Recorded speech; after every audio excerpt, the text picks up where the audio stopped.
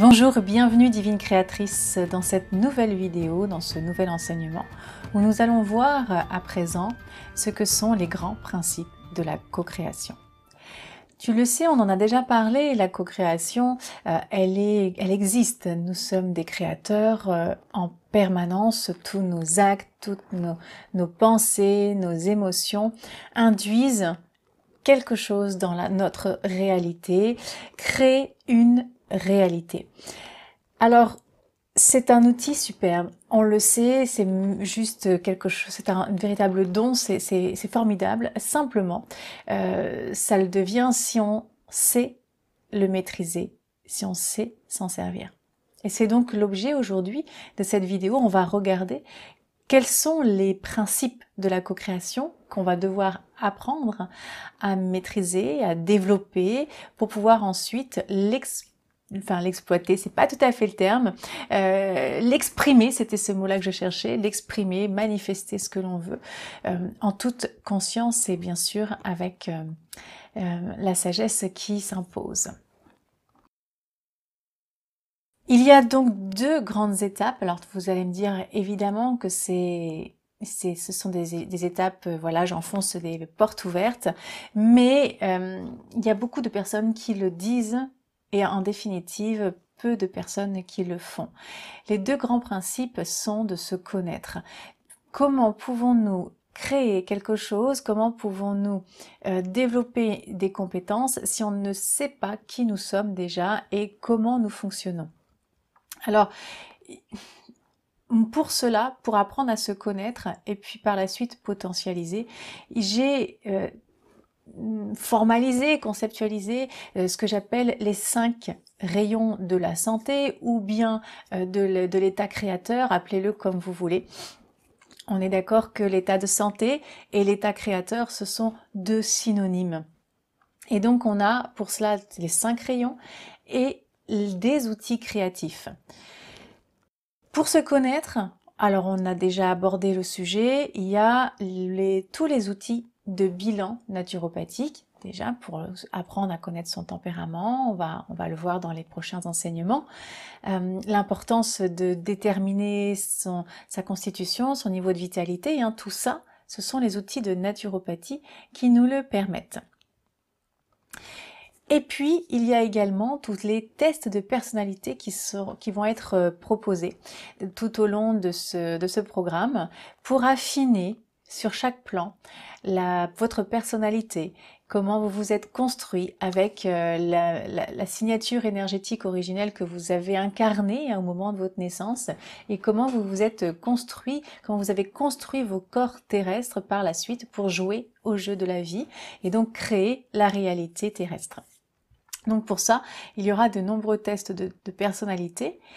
Il y a également tout ce qui est de l'ordre de, voilà, ce que moi j'appelle l'astro-énergie. Donc je vous renvoie vraiment au plan de l'être, hein, à la fin de la vidéo où nous avons parlé du processus d'incarnation et de l'alchimisation, du mixage des énergies, dont les énergies cosmiques, les énergies des étoiles, des planètes plus précisément, de notre système solaire, comment elles avaient une influence sur notre être, comment elles nous imprégnaient de certaines énergies, de certains outils.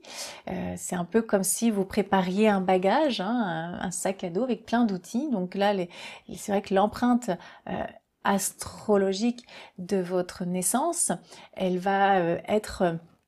comment dire, elle va se jouer tout au long de votre vie et donc c'est intéressant d'aller lire ce qui s'y passe. Donc on regardera cela aussi.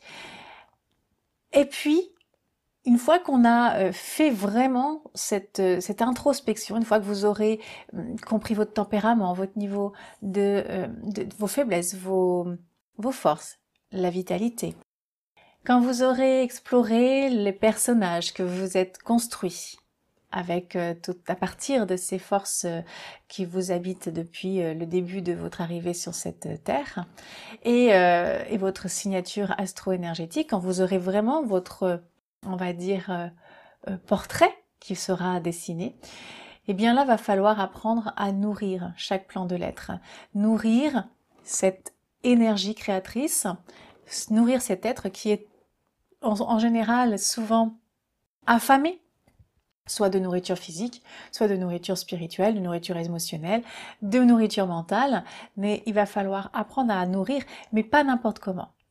Nourrir avec des éléments, des substances, des énergies, on va appeler comme ça, que ce soit de l'aliment physique jusqu'à des pensées spécifiques, hein, voilà, en fonction, passant par tous les états, eh bien on va choisir tout ce qui va élever les forces créatrices, le taux vibratoire finalement de votre être. Et bien sûr, pour pouvoir remplir votre être de belles énergies, il va falloir aussi penser à enlever toutes les énergies de basse fréquence. Le plus possible, tout au moins celles qui vont être, comment dire, bloquantes, celles qui vont tirer votre énergie vers le bas, hein, toutes ces mauvaises pensées, toutes ces émotions bloquées, toutes ces énergies qui sont très basses, hein, voilà, tout ça, on va aller travailler tout ça. Donc c'est vraiment important de purifier, d'éliminer, sans chercher encore une fois la purification à l'extrême, puisqu'on est censé avoir comme le yin et le yang un petit peu de noir dans notre lumière et un peu de lumière dans notre obscurité, et c'est ce qui permet de passer d'un état à un autre, hein. Si on n'a pas cet ancrage là d'obscurité au milieu de notre lumière, c'est difficile de, si l'obscurité nous tombe dessus, c'est difficile de retrouver le chemin de la lumière. Et quand on est que dans la lumière et qu'on ne regarde pas notre partie ombre, eh bien, on est incomplet. C'est comme si on avait un monstre dans la cave qui pouvait surgir à tout moment, et ça crée un stress inconscient. Donc, c'est vraiment cela aussi, hein, qu'on travaillera ensemble dans ce programme. Voilà, là aujourd'hui j'introduis ce qu'on va faire évidemment parce qu'on se prépare dans ce module. Et une fois qu'on aura nourri, qu'on aura purifié, éliminé, on va vraiment recharger. C'est-à-dire qu'on aura non seulement comblé la faim, mais appris à bien nourrir notre être, hein, sur tous les plans.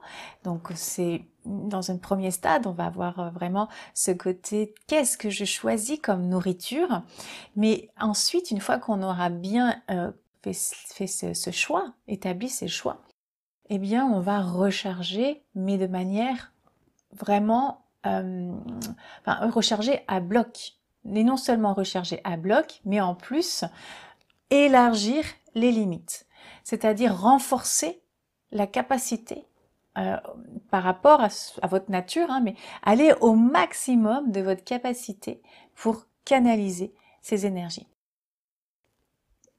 Il y a des personnes qui ne vont pas passer par la phase renforcer, par exemple, son corps physique pour pouvoir capter des énergies, par exemple, imaginons des énergies telluriques, ou qui vivent, voilà, leur maison elle est posée sur une ligne sacrée, hein, vous savez, au niveau géobiologie, il y a différents courants telluriques, dont peut-être, vous connaissez peut-être le réseau Hartmann, donc il y a des réseaux sacrés, et ces réseaux sacrés, eh bien, ils sont vraiment très puissants en termes d'énergie tellurique. Une personne qui n'a pas la capacité physique de capter et de faire circuler ces énergies, ce sont des énergies vraiment très très basses, très fortes et très puissantes, et si le corps est trop fragile, il va en subir des conséquences.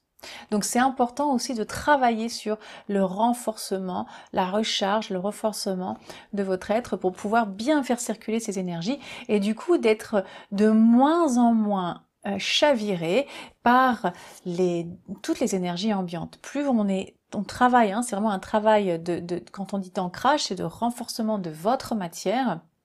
Donc on est sur le chakra racine, hein, on reverra tout ça. On travaillera puissamment la matière, de là où vous en êtes aujourd'hui, pour justement permettre à cette énergie de circuler, et vous serez toujours ancré à l'intérieur de vous, dans votre base à vous. Donc voilà, je m'emballe, je suis passionnée et c'est comme ça. Et c'est parfait. Vous aurez travaillé, mais il faut aussi apprendre à se reposer. Donc ça, c'est une étape aussi. Voilà, c'est un cycle. Il y a le jour, il y a la nuit, il y a l'activité et il y a aussi le repos. Et enfin, bien sûr, on va travailler, on va également travailler sur les émotions, puisque on travaille sur les êtres, différents plans de l'être, donc on va travailler à la fois la reconnaissance des émotions dans le monde de l'eau, on va travailler sur la compréhension de ce que ça induit sur les différents corps, et puis on va apprendre à apprivoiser d'abord les émotions de base, puis ensuite les émotions un petit peu plus complexes, et comment on peut les générer, comment on peut les écouter, comment on peut vraiment aller reconnaître ce qui cherche à s'exprimer, ce qui vit en nous à ce moment-là, pour aller honorer cette partie-là de nous, la libérer et libérer l'énergie qui est portée par cette émotion pour créer quelque chose que nous avons choisi. C'est ce qu'on appelle donc la maîtrise. Et comme les émotions sont vraiment en lien direct avec les pensées, eh bien, il y aura ce même travail avec notre corps mental, notre psyché. Et enfin, eh bien, dans le monde de l'éther, bien sûr, là, pour la potentialisation, il y aura aussi la récupération d'âme. Donc, on a vu les outils déjà. Donc, pour co-créer avec son âme, eh bien, il s'agira d'être totalement à l'écoute de ce qui est dans cette partie-là, et de faire ce travail de reconnaissance et de passer le pouvoir depuis notre ego à notre âme. Et là, on va passer dans la co-création, on donne le pouvoir et notre être est au service de notre âme. Et c'est vraiment là un changement de paradigme total, c'est un apprentissage de toute une vie. Je suis bien sûr encore en chemin sur cette partie-là.